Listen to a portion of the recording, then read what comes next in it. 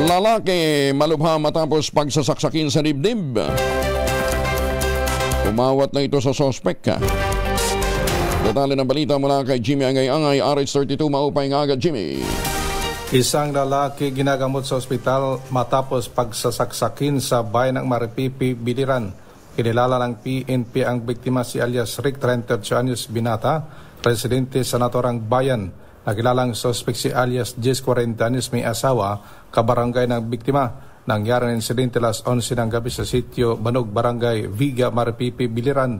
Sa investigasyon ng PNP, ang biktima ng kanyang mga kaibigan nag-inuman nang biglang dumating ang suspect at pagsasaksakin ng biktima, tinamaan sa kaliwang dibdib.